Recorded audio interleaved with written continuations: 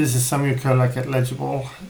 This video concentrates on the topic of security and how security is enforced between data nodes.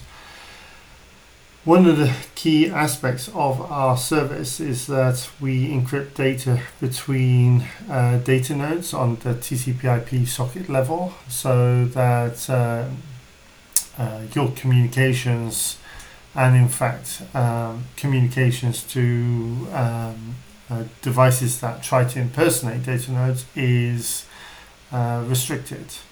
To do this, we use a self-signed certificate authority, Ledgable, and we issue a certificate per device that is unique.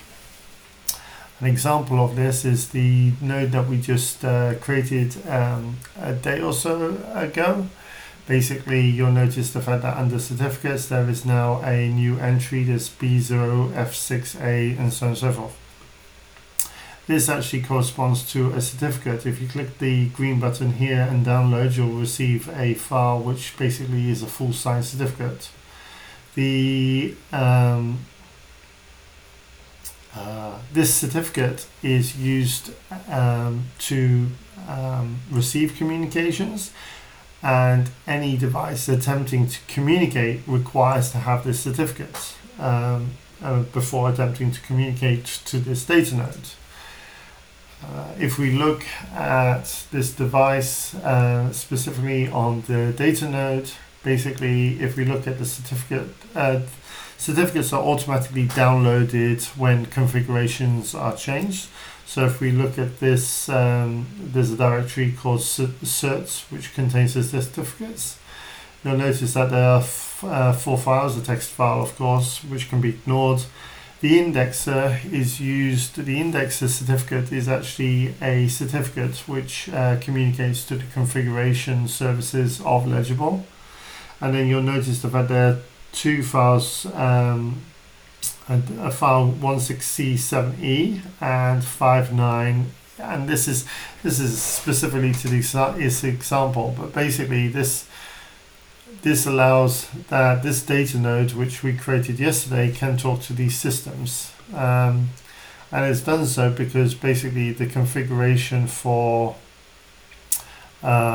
if we look at the chains that are correspond to this device, so we see a chain 1DD, and 1DD talks to two systems, the cluster and a system called home system, and that home system is 16C7E, and so on and so forth. This corresponds with the certificate here. So whenever this data node wishes to talk to another system, it creates a socket connection encrypted to the destination, and only that destination will be able to receive that communication. Otherwise it will just simply fail.